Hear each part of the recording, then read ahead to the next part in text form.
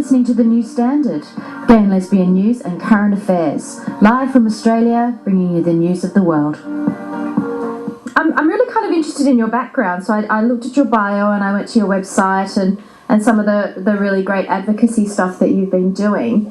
And obviously we're really reacting here in Australia to this guy, Matt McLaughlin, thinking that it's okay to put up a bill that suggests that people like myself should be shot in the head. So how did you come across the bill, I guess is my first question, and what was your immediate reaction? Well, I saw it in the news because I read the news online every day, and I was shocked, as I think anybody should be who reads the bill. And I felt that something needed to be done, and we needed a response.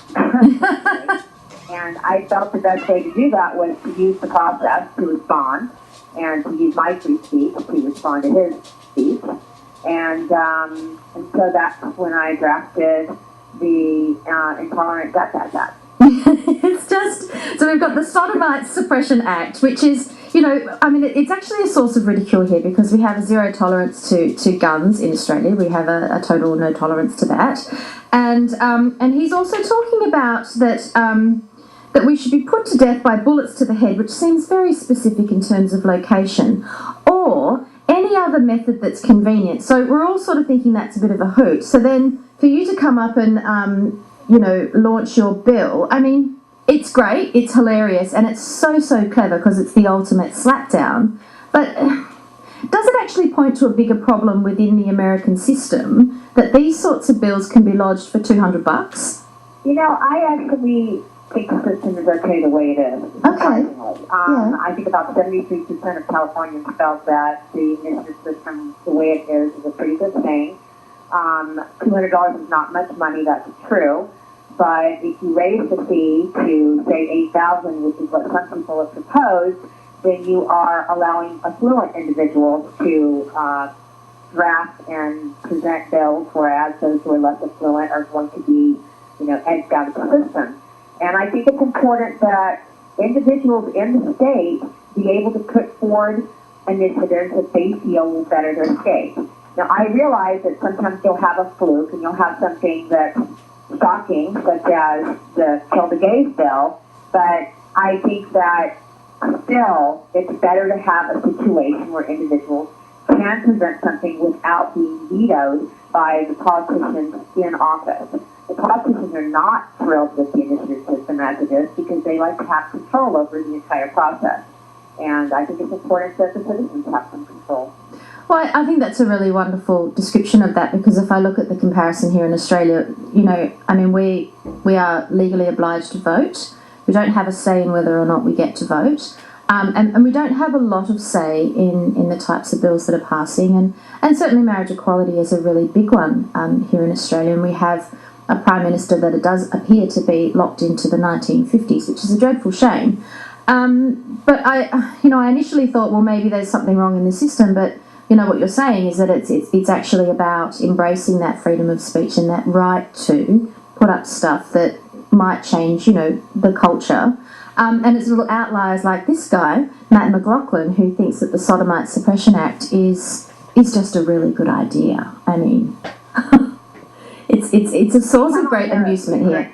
Yeah, the Attorney General is trying to get the Supreme Court of California to allow her to quash the bill and not have to put together the summary and the information and let it proceed. So she is trying to use the process in that way, but I don't think that's the appropriate way to do it. I think the way that I did it is the appropriate way. And to, not change the system because of one bad bill. One person who is intolerant and filled with hate, I don't think that you can take one thing like that and say, okay, you've got one bad apple, let's throw everything out and change the entire system. And I think what we need to do is look at it at a practical level as well, is that Mr. McLaughlin's initiative would need something like 365,000 signatures in 6 months or 180 days to sort of qualify to the next level of the process. Is that correct? That is correct, and I don't think there is any way to get, I'd be surprised if we could get 10 signatures, to be perfectly honest. We have a very open-minded state, California is, of course, where we have San Francisco and West Hollywood and the entertainment industry, and it's just his view is just extremely odd. It's definitely in the minority. I mean, I can't even imagine if he could find 10 people, I'd be absolutely shocked. His view is so extreme. And the thing is that he practices law. I mean, how does that sit with the broader understanding of the legal system? I mean, it just seems so incongruent to me, and I wonder if it's sort of driven by. I believe he has a fairly strong relationship as a Christian with his God, or I don't know. He's being branded as a Christian anti-gay activist here. Right. I mean, because originally when I saw the news articles about his initiative, I wasn't sure if his initiative was a hoax. And I thought maybe he put it forth in order to try to change the system. But when I did further research, I saw that in 2004, he brought forth a different initiative that had to do with putting Bibles in the classroom. And I realized that really was his belief system. But I agree with you. It's doubly odd that he's an attorney. And I'm sure he probably weighed the situation to say, if I do bring this forward, am I going to lose my license to practice law in California?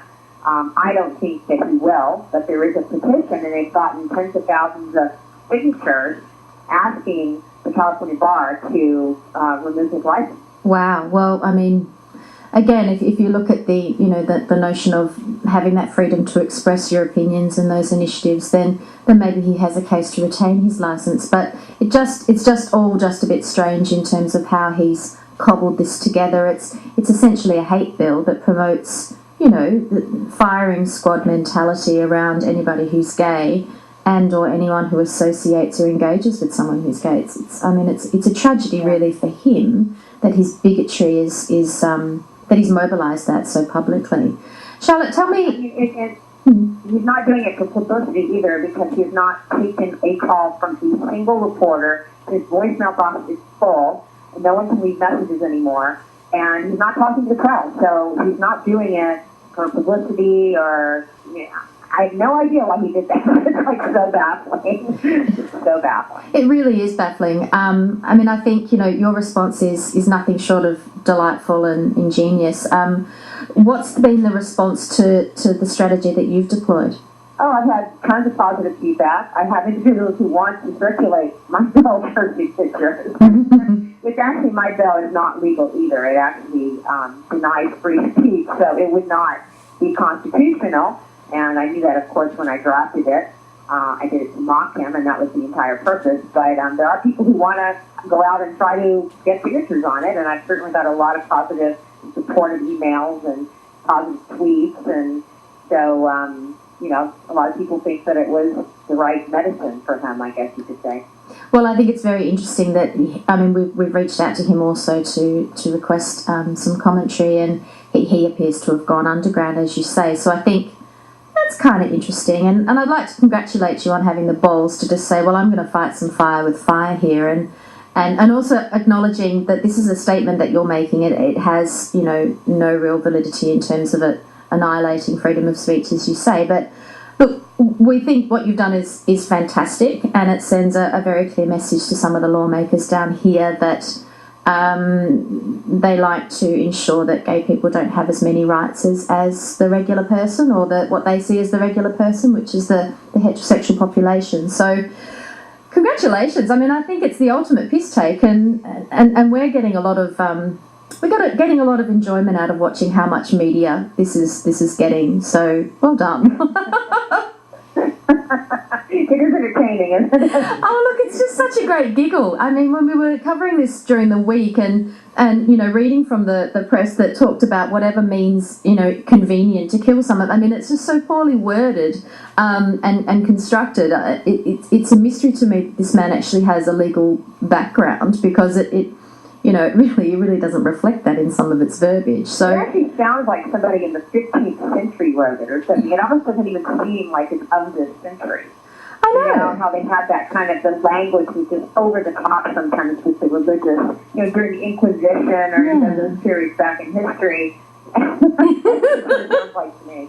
Oh, look, I think we can probably, with some confidence, perhaps conclude that Mr. McLaughlin may in fact be a little bit unwell in some aspects of his brain function. But look, I'd like to thank you for joining us today. We really wanted to chat to you, and it's so good of you to make yourself available to us. And Sure. Well, thank you for talking to me.